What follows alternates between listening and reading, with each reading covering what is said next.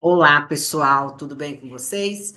Estamos aqui então para mais uma aula nossa, né? Já a quarta aula do semestre de Morfologia da Língua Portuguesa.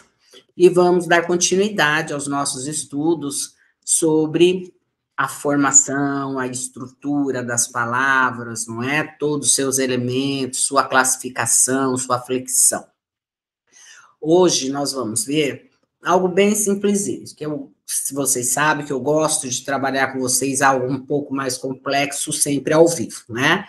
Como hoje eu estou precisando gravar essa aula, então nós só vamos ver dois elementos, que são os mais básicos do nosso início do estudo sobre a estrutura das palavras, certo? Então, nós vamos estudar hoje somente o radical e os afixos. Mas nós sempre estamos relembrando, não é bom? Sobre a nossa disciplina, para que os conceitos fiquem bem realmente explícitos, que fiquem realmente, que vocês consigam, né, absorver essas primeiras informações para que nós consigamos prosseguir aí nos nossos estudos. Então, lembrando, né, que a morfologia estuda as palavras, só as palavras, as estruturas, seu processo de formação, a flexão e a sua classificação. Esse termo vem do grego morfé, de forma, e logos, de estudo. Então, o estudo da forma, não é? E o que nós vamos ver hoje? É começar, então, pelo primeiro grande bloco da morfologia, que é a estrutura das palavras, certo? A análise dos morfemas, lembra os morfemas? A menor unidade da palavra? Então, sempre para nós relembrarmos, quais são as grandes frentes da morfologia? São quatro: a estrutura das palavras, formação das palavras, flexão das palavras e classificação das palavras. Então, nós começamos pela análise dos morfemas, que são essas unidades mínimas. Vamos ver como esses morfemas se juntam para que nós tenhamos novas palavras, né, formação de palavras, como a derivação e a composição, além de outras que nós vamos ver, e também a flexão, que trata daí de gênero, de número, de tempo verbal, né, de modo, de pessoa, se está na primeira, na segunda, na terceira pessoa, tudo isso nós vemos no item flexão.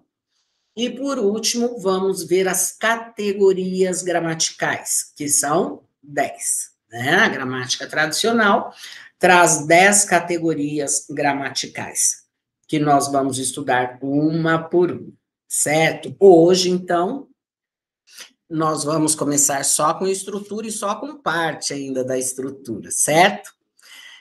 Então, nós já sabemos, né, que o morfema é a menor unidade de sentido de uma língua, certo?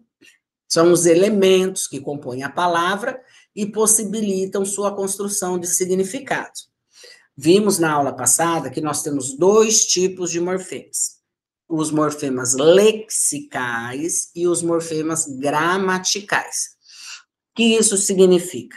Os lexicais são os que trazem o sentido da palavra, né? O sentido próprio da palavra. É a unidade mínima em que eu reconheço um sentido ali, em que eu faço essa relação de significante e de significado, não é? Já os morfemas gramaticais, eles não têm o sentido autônomo, eles têm de vir junto com um morfema lexical. Por quê? O que ele vai fazer? Vai marcar tudo aquilo que nós vimos, por exemplo, na flexão, vai marcar gênero, número, grau, vai marcar o tempo, vai marcar o modo, vai marcar a pessoa.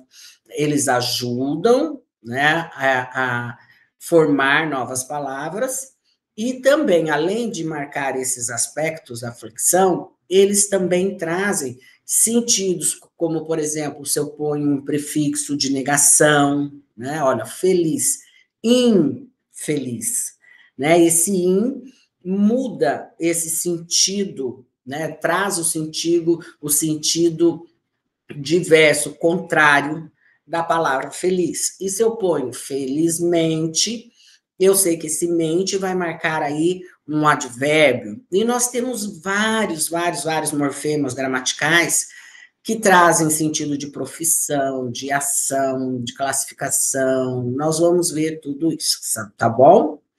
Hoje nós vamos trabalhar, então, tanto um quanto o outro. Nós vamos ver radicais na estrutura da palavra, que é um morfema lexical, e vamos ver seus afixos, né, que são os morfemas gramaticais, certo? Que junto com o radical, além de formarem novas palavras, né, ajudam aí na questão do sentido que essa palavra passa a ter quando se juntam morfemas lexicais e morfemas gramaticais. Então, vamos lá. Quanto aí aos morfemas, nós vamos ter radical, afixos, desinências, vogais temáticas e vogais ou consoantes de ligação, certo? São essas as classificações do morfema. Nós vamos, então, hoje ver duas dessas classificações. Vamos ver o que é o radical e o que são os afixos. Então, como nós já falamos, o radical é a parte responsável pela significação principal da palavra. É também o morfema, que se repete na família de palavras, pois mantém o elo de sentido entre elas, né? Então, veja aí, na palavra governo, eu vou ver esse radical, até onde vai esse radical, quando ele começa a se modificar, né? Então, o radical vai ser a parte fixa da palavra, quando eu coloco os afixos, por exemplo, e a parte que não mudar da palavra é o meu radical, como aqui nós teríamos até o N. Veja esse tracinho que está depois do N, é assim que a gente marca, tá? A gente escreve o radical e põe o hífen depois dele. Mas nós vamos aprofundar daqui a pouco. Já os afixos são os morfemas que podem vir antes ou depois, e às vezes no meio, e que modificam o sentido original da palavra. Governo. Olha só, se eu ponho o afixo de desgoverno, vai marcar o contrário de governo, não é mesmo? Então, eu mudo o sentido original da palavra por meio de um afixo.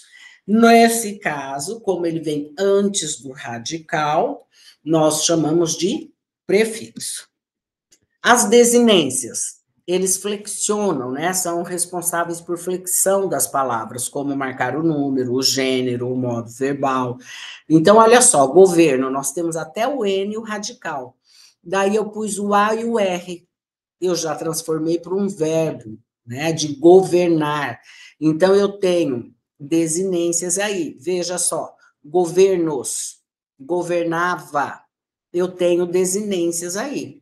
Né? Eu tenho a desinência AR, tenho a desinência S, tenho a desinência VA, que cada um vem me mostrar algo sobre a palavra.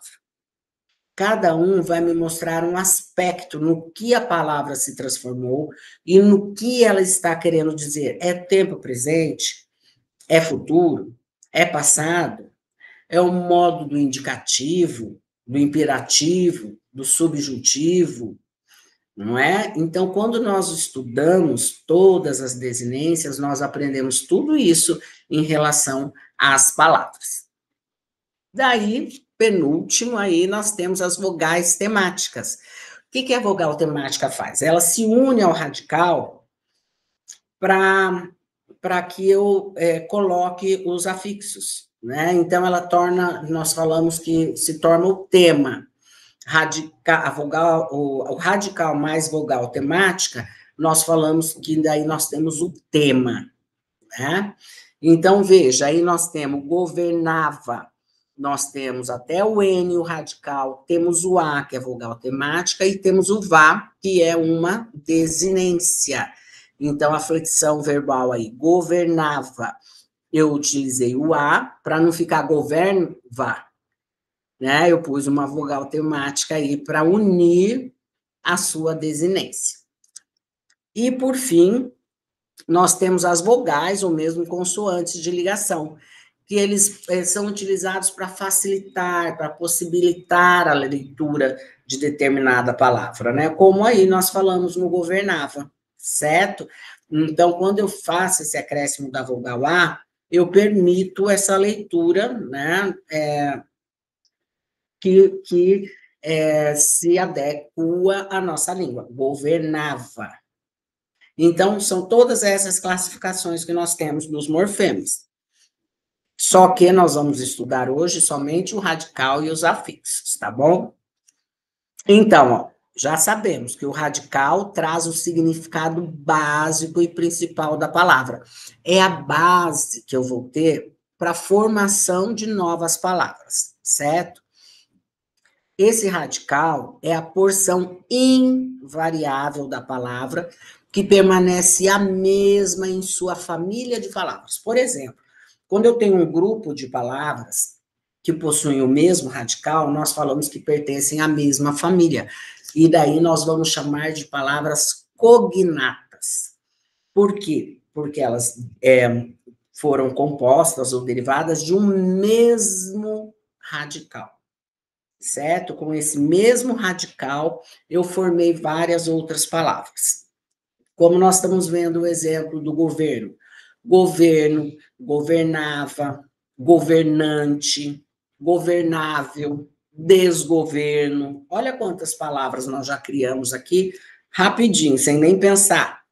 Todas têm o mesmo radical. Então, nós dizemos que elas são palavras cognatas, porque elas fazem parte da mesma família. Olha aqui quantos exemplos nós trouxemos, né? Então, nós podemos dizer que todas essas palavras, pedreira, pedra, pedregulho, pedrisco, são palavras cognatas, porque elas derivaram do radical PEDR, enfim. A flor é um radical. Ó, eu tenho floral, tenho florescer, tenho floricultura. De livro, livraria, livreiro, livreco. Veja, observem que o radical não mudou em nenhuma dessas palavras. O amor, nós temos um radical AM. Amoroso, amável, inamorável. Olha aí que palavra nova. Temos tempo, temporal, intempérie, tempestade. Então, essa parte que está em destaque, que está em negrito, ela não mudou. Ela é o nosso radical. Olha só, casa. Temos casal, casebre, caseiro, né?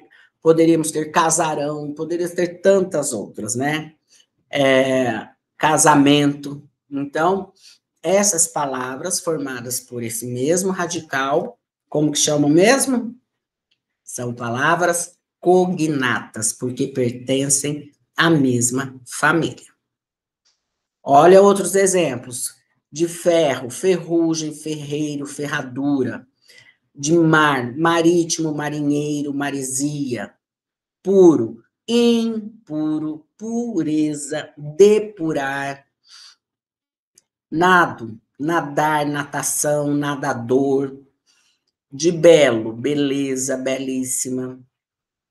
Correr, que vai até o R, né? Corredor, corrida, correndo. Então, aqui nós temos esses vários exemplos, né? De palavras cognatas derivadas de um mesmo radical. Então, depois de tudo que nós vimos até aqui, o que nós podemos dizer sobre a identificação do radical? É aquela parte que permanece constante quando a palavra sofre variações ou é derivada para formar outras palavras. Olha aí, amante, amável, amar, o radical, AM. Florido, floral, floricultura, o radical é flor. Então, eu crio outras palavras, identifico outras palavras com o mesmo radical, e verifico em todas as palavras qual foi o morfema, a parte mínima, que não sofreu variação. Essa parte que não tiver sofrido variações é a que nós vamos identificar como o radical de uma palavra, certo? Então, aqui nós não temos segredo. Aqui não é difícil identificarmos o radical, tá bom? E agora, quanto aos afixos? Olha aqui, nós temos de afixos prefixos, sufixos, que são os mais utilizados. Há gramáticos que trazem os infixos e os interfixos, tá? Vamos ver então. Já adianto para vocês, nós usamos prefixos e sufixos. Infixos é até difícil de identificar, que é o raro do raríssimo. Então, não precisamos nos preocupar com ele, mas devemos saber que existe, né? Que alguns gramáticos trazem, para quando vocês ouvirem não falarem, nossa, a professora nunca falou sobre isso aqui, né? O que significa? Mas o que nós temos que conhecer bem são os prefixos e os sufixos, certo? Que é a grande maioria na nossa língua. Então, veja, prefixo é o quê? É o tipo de afixo, né? Afixo é o gênero aí, e prefixo e o sufixo são espécies de afixos. Então, tanto prefixo, quanto sufixo, quanto infixo, quanto interfixo, todos eu posso chamar de afixos, mas eles têm sua classificação. Qual é? O prefixo, quando vem antes do radical, né, e modifica o seu sentido. Então, veja aí nos exemplos: infeliz, refazer, subsolo, hipermercado, extraordinário, anormal. Todas esses morfemas que estão em destaque, em negrito, são afixos classificados como prefixos, porque eles vêm antes do radical, conforme está, inclusive, exposto aí para vocês, certo? Depois nós temos os sufixos. Os sufixos nós vamos dividi-los, né, entre derivacionais e os flexionais. São sufixos, então, são afixos que aparecem depois do radical. Depois do radical. Os derivacionais criam novas palavras, por exemplo, amigo, amizade, né? Rápido, rapidamente. Então, aqui nós temos de amigo, né? De amigo, amizade, de rápido, rapidamente. Então, nós acrescentamos um sufixo aí, né?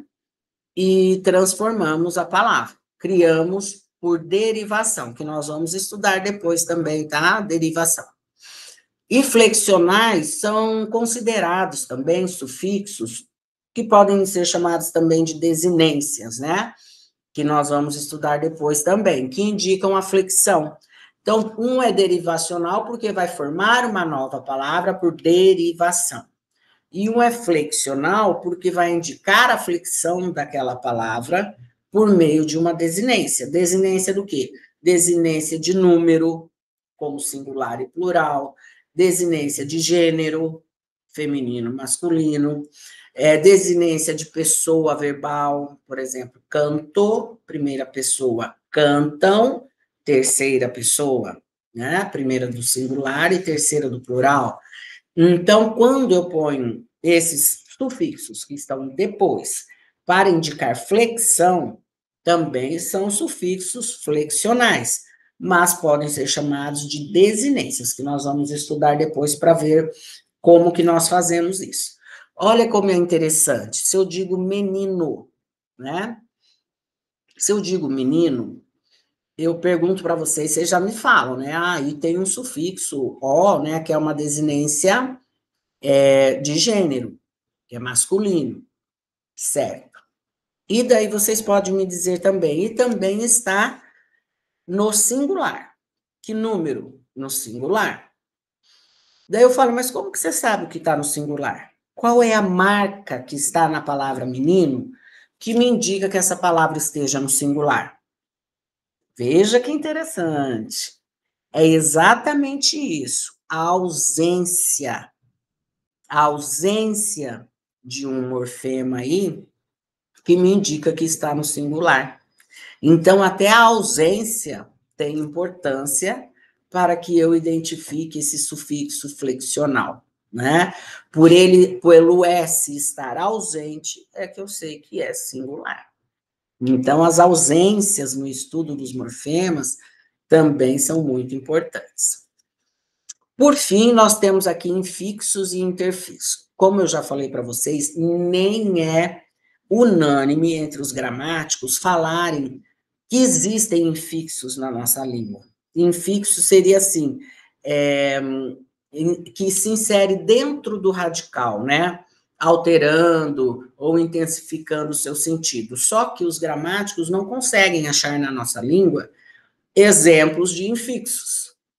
O que eles mais trazem, e a única que eles trazem, inclusive, é, por exemplo, o gasômetro, né? O gasômetro é esse O posto entre o gás e o metro, que seria gasômetro. Só que outros também o classificam como interfixo, como algo posto para ligar, né? Que aparece aí entre dois radicais, ou entre radical e sufixo, apenas como ligação, sem sentido próprio, né? Que seriam lá, então, as vogais, as consoantes de ligação, nada mais do que isso. Por isso, a maioria dos gramáticos trazem prefixo e sufixo, certo? Porque eles creem que, por meio dessas duas terminologias, nós conseguimos abarcar todos os casos da nossa língua. Então, os infixos raramente são citados nessa classificação. E os interfixos não seriam mais do que, não teriam sentido próprio, né? Seriam postos, então, entre dois radicais ou entre radical e sufixo, simplesmente para fazer essa ligação, como café, ó, daí eu tenho o sufixo al, mas daí eu ponho o Z aí para dar liga na palavra, daí fica cafezal, pão e inho, pãozinho, água, dente, água ardente, né? Muitos ainda digam, e põe o R para pôr água, ardente. Como seria o caso também do gás e do metro, do gasômetro, que alguns gramáticos trazem como exemplo de infixo.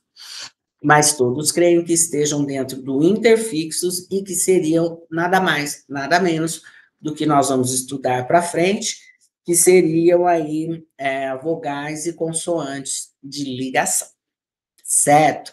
Agora, o que é importante, pessoal? É nós identificarmos o máximo que nós possamos do sentido dos prefixos e dos sufixos. Por quê?